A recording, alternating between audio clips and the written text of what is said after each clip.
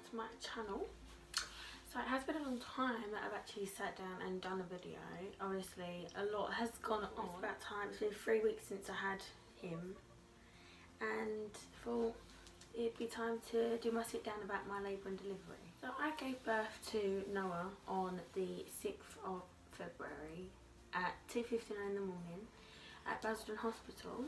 He weighed £6 5 ounces, and my labour was very short but quite traumatic for how short it was and how quickly I progressed. So first of all, I'm just going to get into the day and how it happened and leading up to me going into labour. Do you mind making all them squeaky noises? The day that I went into labour, I was up and ready at 7:30 because I had planned to go out with my mum that day, because during my pregnancy I went out with my mum a lot just so I wouldn't get in my own head sitting indoors all day. I was up at 7:30 and my plug went. So if people that don't know, the plug is pretty much a literal plug into your cervix that stops any infection during the pregnancy. And most people can go into labour straight away within like 12 hours of losing it. Some people can go into labour in the next 2 weeks. So I thought, me being the unlucky person that I am, I would go into labour in the next 2 weeks, maybe a week, but I wasn't really considering the fact that I'd maybe going to labour that day. So I called my mum, confirmed it all with her, and just let her know. And then I got ready, and then that day I had a blood test at the hospital for my 37-week bloods. So I wasn't 37 weeks yeah, I think I just turned 37 weeks actually. I went to the hospital that day, and then we decided to go to Home Bargains. For those of you that know, me and my mum have a serious cleaning obsession. We actually bond on it. It's quite sad actually. We went to Home Bargains, bearing in mind my other sister come, and she's 17, so she come with us. Walking through Home Bargains in the Lakeside Retail Park, and I felt like I was damp, but not enough to be like worried. It was more like, oh, pregnancy, TMI, but you get quite a lot of pregnancy discharge, for those that don't know. So I thought it was just that, the usual, like more damp. So I was like, okay, we'll just keep an eye on it. Went to the hospital, had my blood test done, was in and out of there in about 20 minutes, if that, and decided that I was going to go to Lakeside. So we went to IKEA. So IKEA is obviously, everyone really knows what IKEA is. It's a furniture warehouse. So we was walking through the showrooms and having a look around. I needed to grab some bits for my kitchen, for my house, etc. So got a few bits, my mum did as well. So we was in IKEA for around about an hour. Yeah, about an hour, and obviously the queue, that was enough to kill anybody. At this point I was getting a bit tired, but like I had back pain, like Braxton Hicks in my back, for at least a week at this point, so nothing was like alarming me or making me think, oh, maybe I'm going into labour. I had 2 false alarms, by the way, so at this point I was like, I'm just going to ignore any sign that makes me think I'm going into labour, unless I literally get slapped to the face with a sign that says you're going to give birth. I was sick and tired of these false alarms, and I'm not exactly 5 minutes away from Basildon Hospital.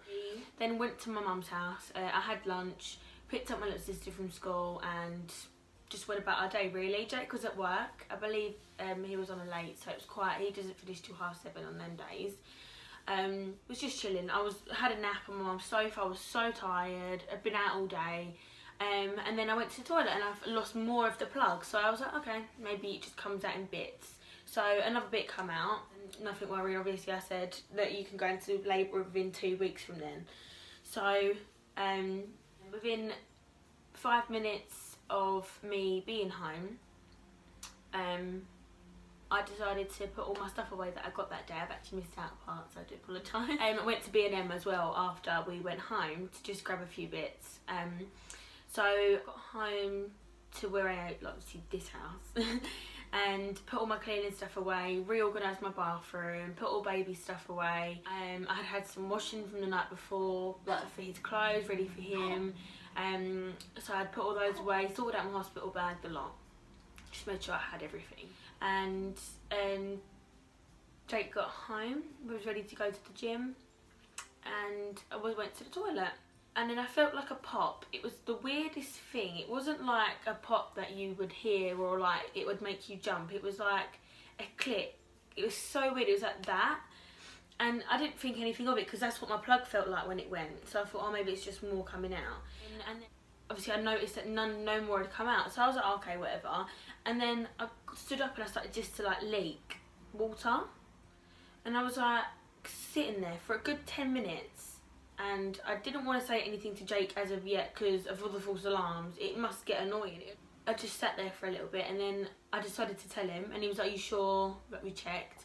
And I was like, okay, well, I'll get in the shower anyway, because that was my plans were that day, to get in the shower, have dinner and then relax. Get a little bit more rapid, like not as in like the whole gush you see in the films, because not from my experience that was nothing like that.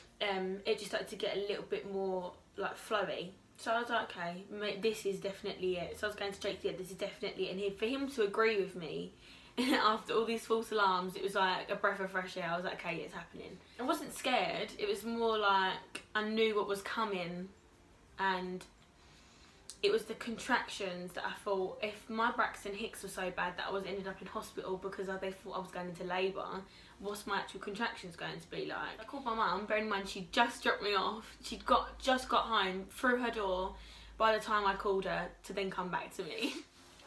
For those of you that are actually not too sure on labour, because I didn't know a lot of things until I become pregnant and researched it and still had a look into it, like still to this day there's stuff I find out and I'm like, oh, I didn't know that.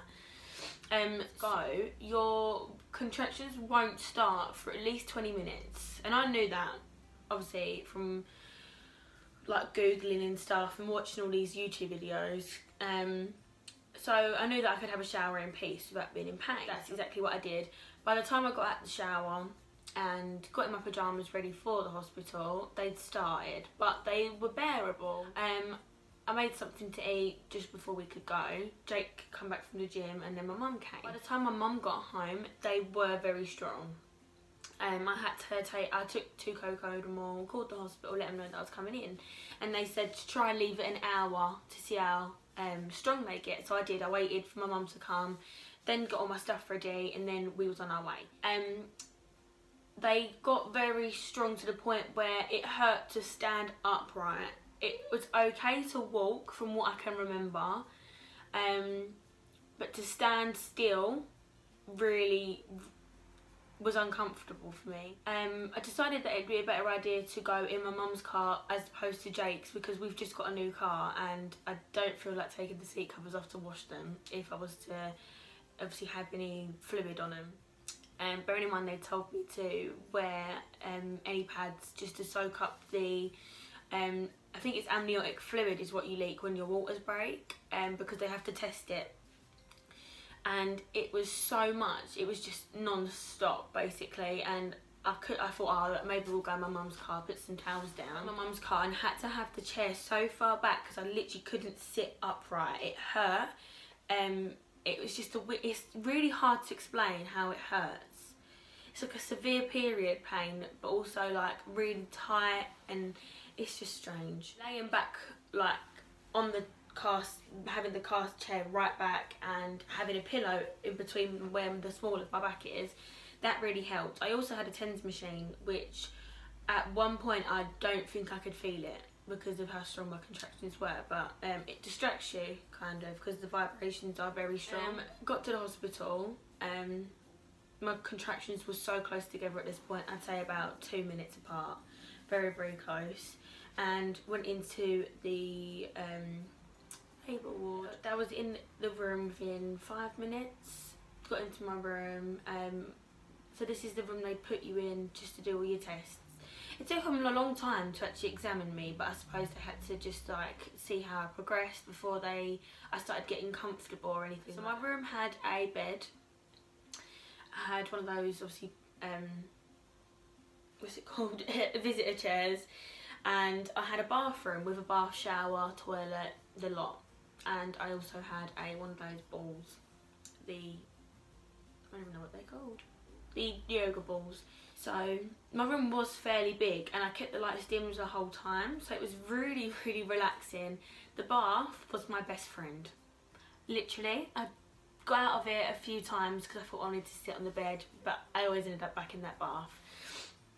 So they'd done my examinations, told me they weren't going to send me home even though I was only 2 centimetres dilated. I'd been in hospital about 45 minutes, maybe half an hour at this point.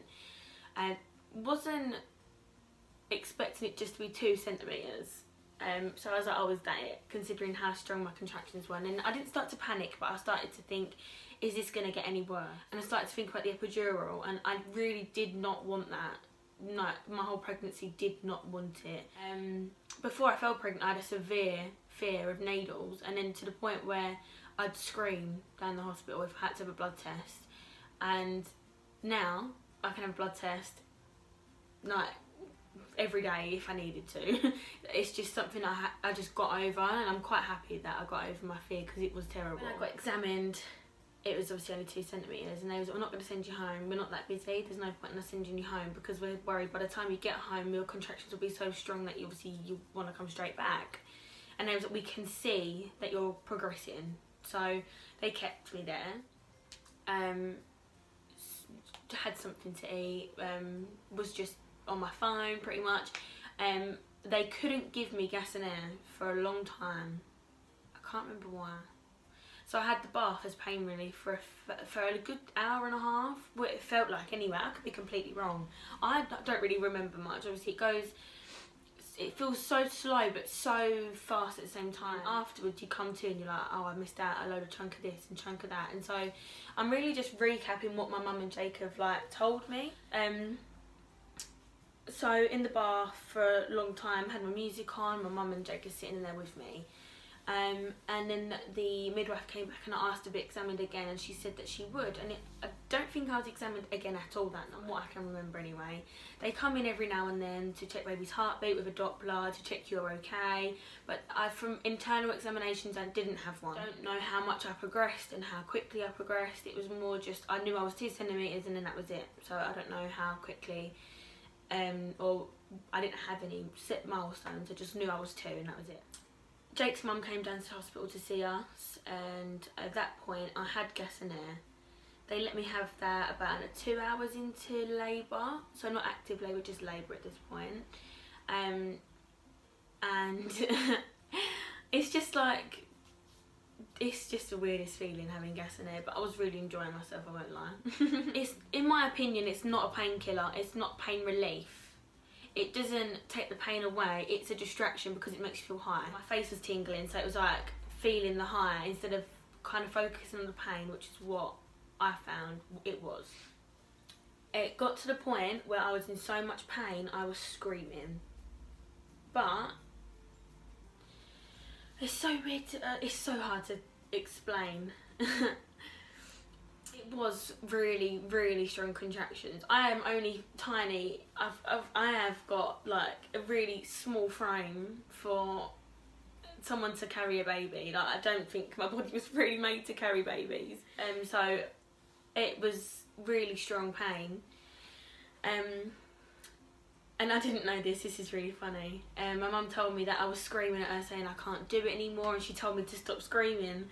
Thinking, obviously, because I've got a little sister, she thought it was just like, I'll just stop screaming, blah blah. And obviously she forgot that I was actually in the situation I was in, and now apparently I turned around to her, I was like, I ain't gonna stop fucking screaming. To look into more options for pain relief. I did say I wanted an epidural, but I did ask for other options first before, and I needed to know the side effects, the possible, what's the word? Like the possible effects on baby. So they offered me diamorphine, and it's an injection in your thigh.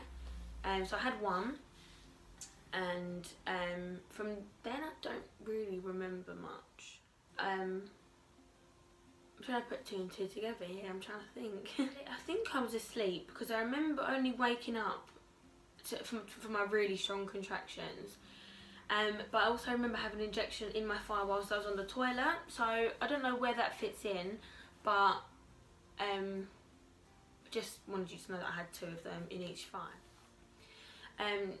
So this is all from what I remember now, is laying on the bed and getting really strong contractions to the point where I was awake and they were hurting, but they were sore. And I knew that the pain relief wasn't working as obviously it was before, because I'd been able to go to sleep. Jake was asleep on the floor, bless him, because he wanted to give my mum the chair. Jake's mum was still outside.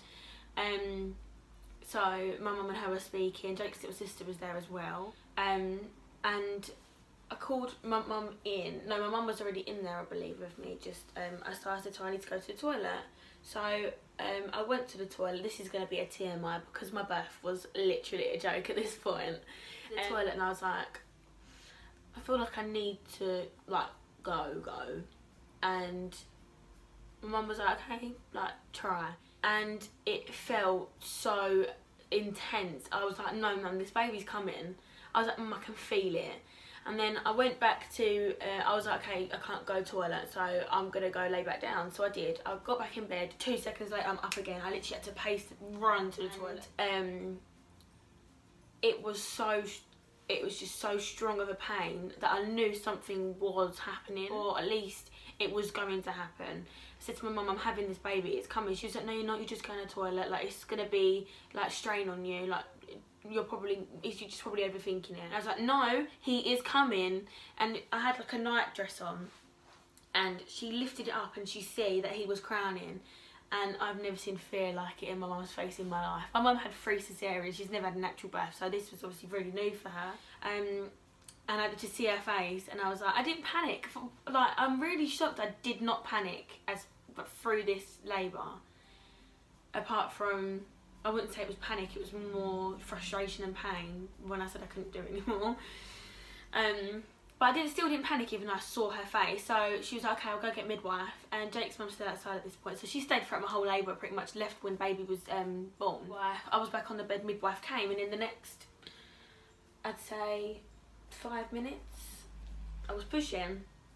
So I remember them telling me to slow down, and I didn't, because I'm not one to listen to people in the nicest way possible. If I know that I want something, or if I know I've got my mind set on something, I really struggle to change my mind.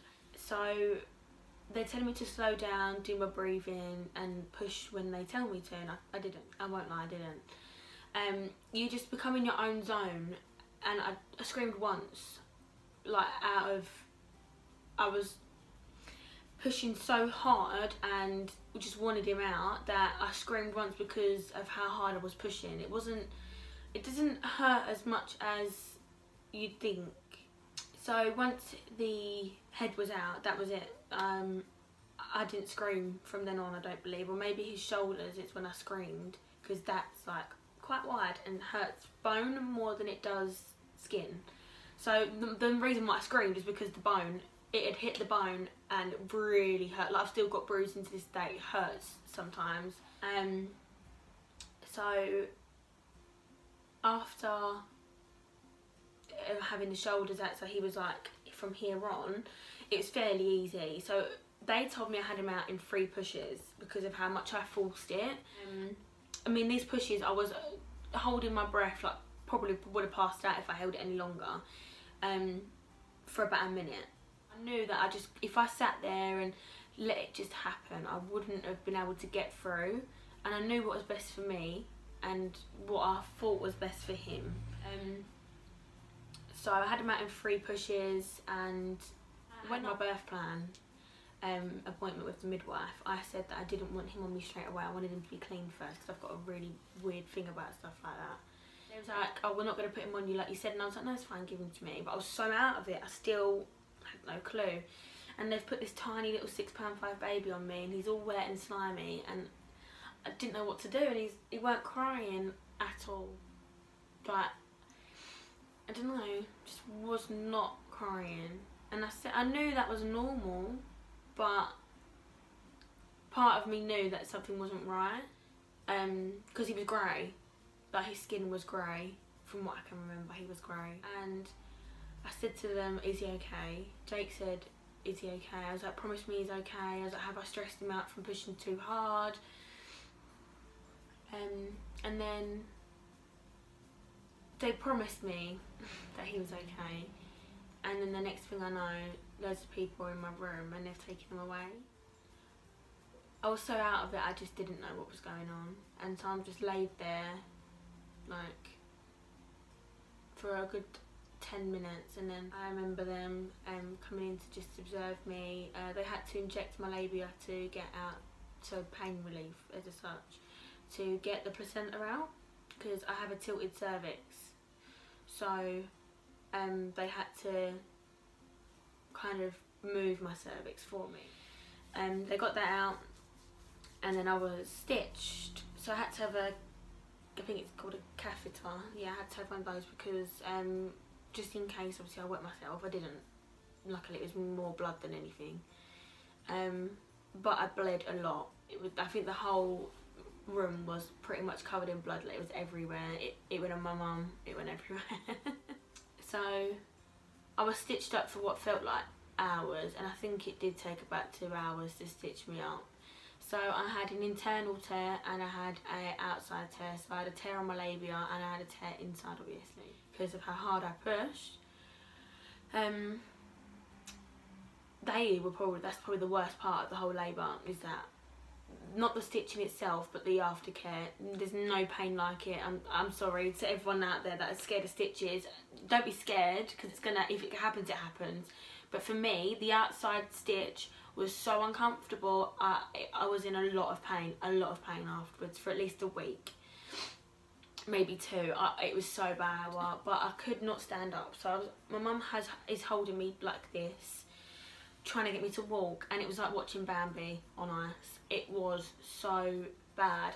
I just remember feeling so weak that I couldn't stand up. I was trying to, my mum had to shower me because I literally could not move properly. I'd lost so much blood. I'm anemic now, by the way, so that's why, that's how you know I lost that much blood. Like, I have to take iron, and if I don't, it's bad. I got told off by my midwife for not taking my iron.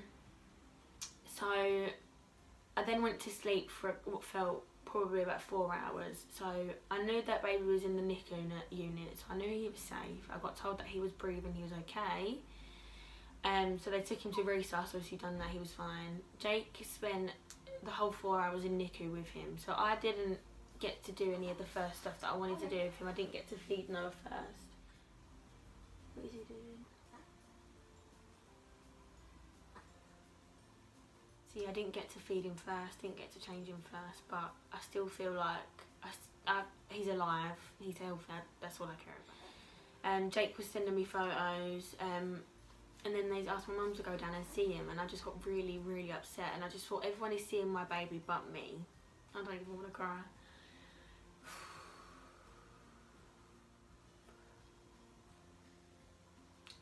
So I said to Mum, it's not fair. Everyone's getting to see him but me. I'm the one that carried him for 9 months. And she went down anyway. She was like, I just have to see if he's okay. I have to see if Jake's okay. Like, I'm gonna go. So okay, it's fine. So Jake come up and obviously swapped with my mum. And then after I'd been sitting up there for hours, Jake telling me that they said that he can bring him up, and it felt like it was like every half an hour they said that half an hour he can come up, half an hour he can come up. So like 2 hours later I was finally allowed to meet my own son, and I just did not stop crying for a long time. And I was in recovery for 2 days because I'm on medication, so they had to observe us both. He had all his tests done, he's perfect, and yeah. Noah West Mills was born on the 6th of February, weighing 6.5 pounds, and honestly I don't even know what I'd do now. I feel like I've never lived a day without him. It's the weirdest feeling having a baby. Like, I get stressed out, and obviously it's hard sometimes, but not like everyone makes it out to be. It's not everyone each to their own, but for someone that has long-term medical problems with her mental health, it is hard, but it's just so worth it. So he's asleep at the moment, but I'm gonna show you. So Let me just get him. This is Noah. Say hi. Hi. Yeah. Okay. You be sleeping.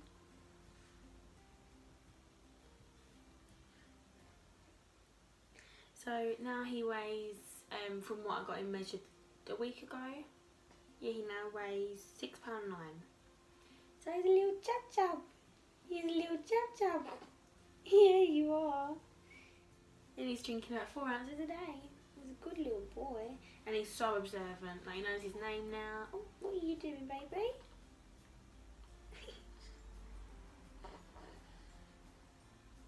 He's very observant. He's always, if he's got his eyes open, he's always looking around. He's been out with me and my best mates. He's just amazing. So cute. I'll show you his face. This is his face. Oh no, he's sleeping. He's sleeping, baby. So this is Noah, everyone. Come on, Chubs. Noah. Noah. Hi. So that was my labour and delivery. It's obviously, I was only in active labour for just under 3 hours. I was in actual labour for 5 hours, so it's not really much to talk about, but I just wanted to share my experience with you all because he's just so perfect. Thank you for watching, and I'll see you soon. Bye. Say bye.